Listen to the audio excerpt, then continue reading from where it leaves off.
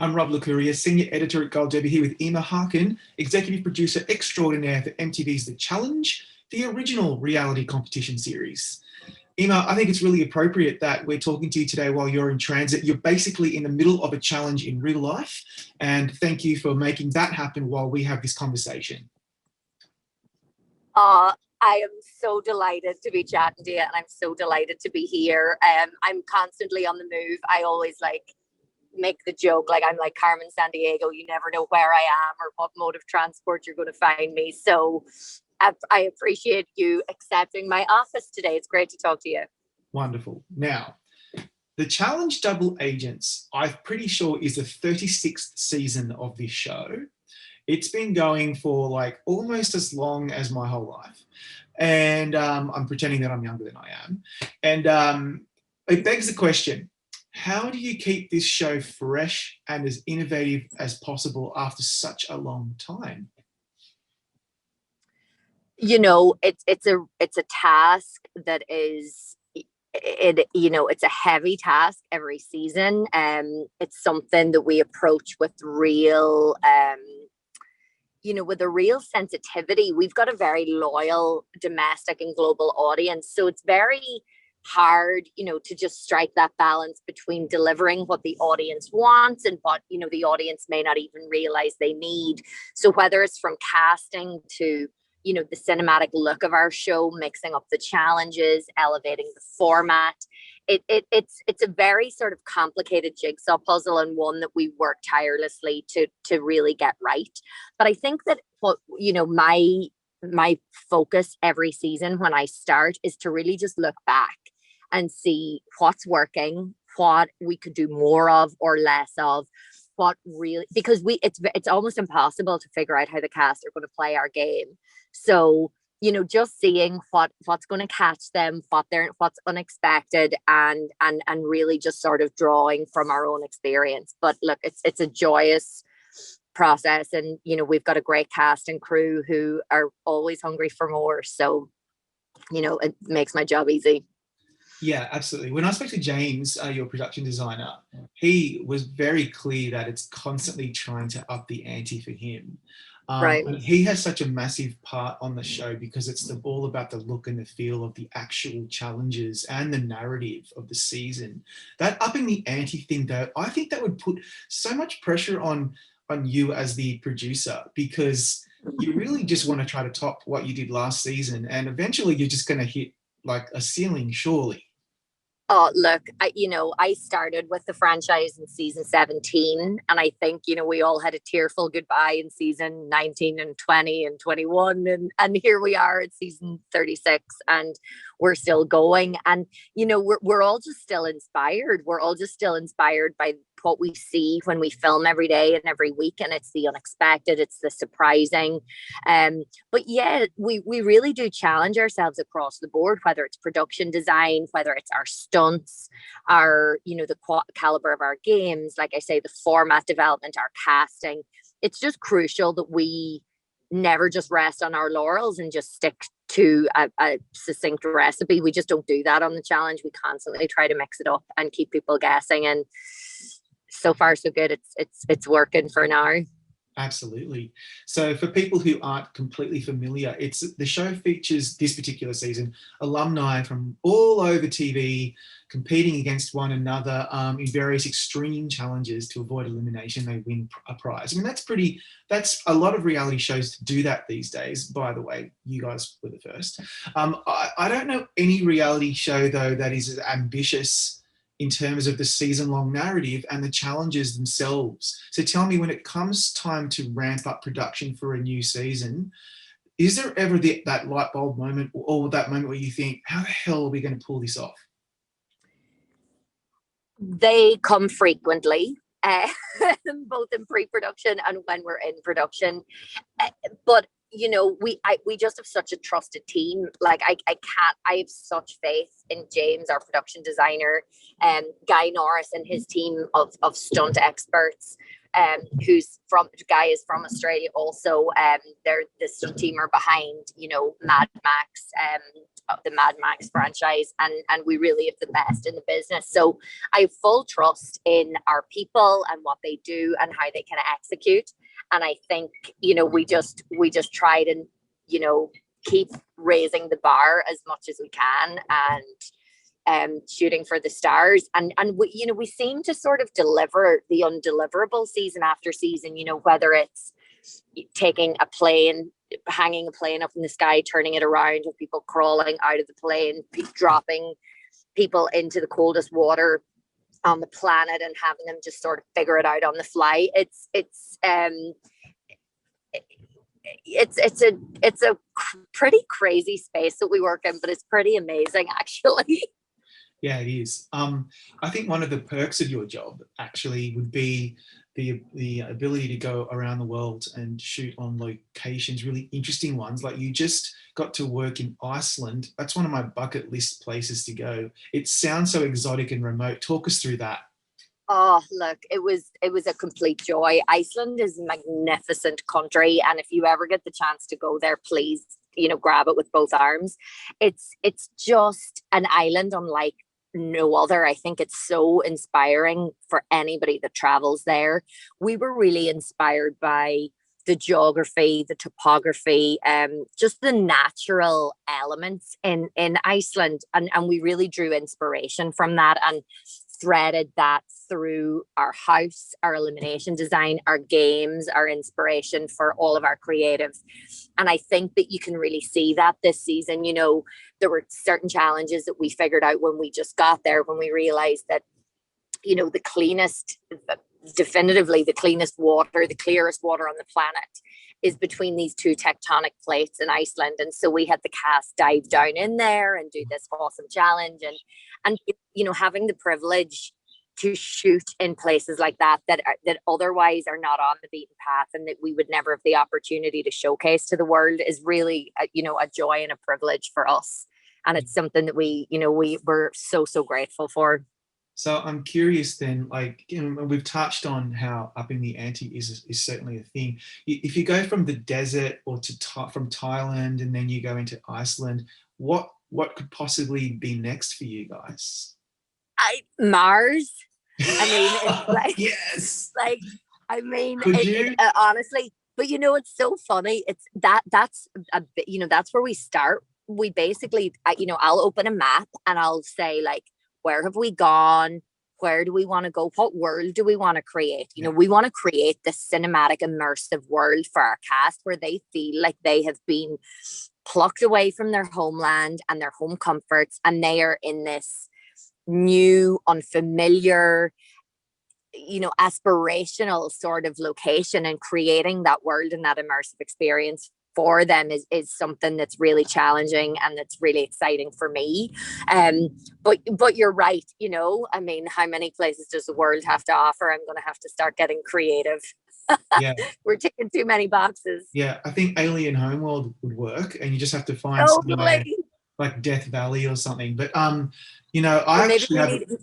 maybe we need the Outback Australia, do that. Maybe where we need to go next. Done.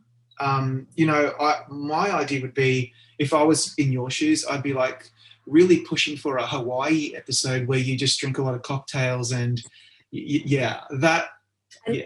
I had 1 hour like that, I would be delighted. I don't think that hour is coming anytime in my future. No, I can't see it happening. So also, really importantly, and this is common across the industry these days for obvious reasons, you filmed in Iceland amid the pandemic, where precautions took place to ensure the safety of cast and production. And you underwent quarantine and all the things that we expect. But how difficult and challenging was that to add that as another layer? Oh, look, it was probably the biggest challenge of my entire career, to be totally honest with you. We were one of the first American productions to travel internationally, and in the capacity that we did. We have a contingent of probably 200 people between cast and crew, and we have a very global crew. That's something that a lot of people don't know. We've plucked the best of the best from around the world. So we have a crew coming from Namibia, from South Africa, from New Zealand, from Australia, from Panama, from Argentina, and so to source those 25, different nationalities plus, and bring them to Iceland and get everybody there safely and keep them safely for over 3 months was very difficult because there was no framework in place. There was no existing infrastructure. We just sort of had to create our skeleton, but we worked tirelessly to build the most robust bubble that we could, and, to great success. And it was sort of a really welcome reprieve for cast and crew to leave the real world and sort of have that security and that comfort. And we all, lived in our crazy little enclave for a few months, and it was sort of beautiful. Actually, it was a very, very special time that I don't think any of us will forget. Yeah, it sounds amazing, and it's such a testament to you and the rest of the team that you're able to pull that off, because that would have been extremely challenging for a producer. I mean, that's what you're there for. You're there to facilitate. You're there to make it happen. And the fact that you did, I think you should be super proud. Thanks. So I know that you've been asked this before, but it's something I would really like to talk about. It interests me, given I'm an awards person. The challenge so far has remained under the radar. It's possibly because it's not on one of the big broadcast networks. I don't know. Why do you think the industry hasn't totally cottoned on to this show that's been around for such a long time? It's a really tricky question. I think that it's probably because we're always there.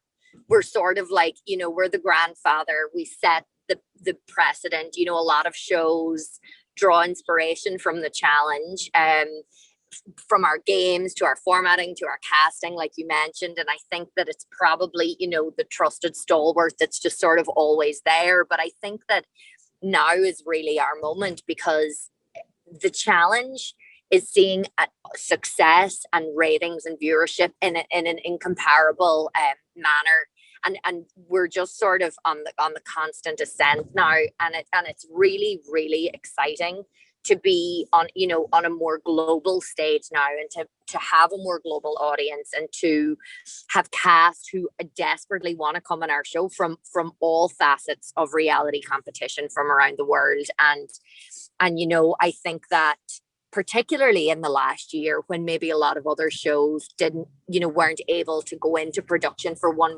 reason or another, for us to be able to be that sporting adventure competition outlet was probably a really welcome reprieve for a lot of people. And so I think that it became even more of the trusty steed that it normally is to our loyal fans. So, who knows, maybe this is our year to sort of, as a particular standout, and here's hoping it is. Yeah. Look, I'll admit, I was pretty late to this show as well. I haven't watched it from the very beginning years and years ago either. And when I watched it, as you say, there wasn't a lot of content, so it drew me to something new. And I was like, where have you been all my life? This is bananas. It's correct. What an insanely entertaining show. And that must make you feel vindicated that it is so popular. The ratings are out of control for that one. Yeah, look, and I won't lie, I'm Irish, as you can probably hear. So having grown up in Europe, it didn't air in Europe. So I didn't appreciate the gargantuan beast that the challenge is until I came to the States. And, if I'm ever wearing a shirt or a jacket, people stop me in the street and they ask me about the cast, and they say, oh my God, I grew up with that show. And how did you do this? And what about the time you went this? And I can't believe, it's like that soap opera friend that has always been there in the background, that has a really special place in everybody's heart as they've grown up, particularly here in the States. And it's something I'm so proud of. I really am. And to have consistent, success and longevity in the manner that we have, it's a great privilege and honor, for sure. Absolutely. Speaking of the cast, what in your eyes makes the perfect reality show contestant? What is it? Is it a mix of things, or is it just luck? What is it? I think it's hard. I think a challenger is a particularly unique beast. Like, I think what makes a challenger is very, very different to other reality TV shows. I think that our cast, obviously need to be physically, agile, physically assertive. But the social game and the political game that is required to get derive success in our game is unparalleled. I mean, what we've had Olympians on our show, we have professional athletes regularly who all say, I could not handle what it was doing to my mind, and what, you have to think 5 steps ahead. And our cast are so unbelievable at doing that. And they're just they're so savvy and they're so clever, and they surprise me every time they walk out to do a challenge. And so I think I have such admiration for our cast, because it's smarts, it's social game, it's political acumen, it's physical prowess, and all of the above in spades, and you need to be able to apply it to any situation. So a challenge champion is a deserved $1 million champ, that's for sure. Yeah. I think it goes without saying, I'm expecting you to say, yeah, you take safety really seriously and it's a whole rigorous process. But honestly, they're high stakes. Like, you've got these people coming on your show. You've got to look after their well-being. So how critically important is the safety aspect on some of those really crazy challenges? Oh, look, it's immeasurable. And, from beyond the challenges, any time that anybody sets foot anywhere, whether it's into the house, onto the elimination set, or anything else, it's safety is key.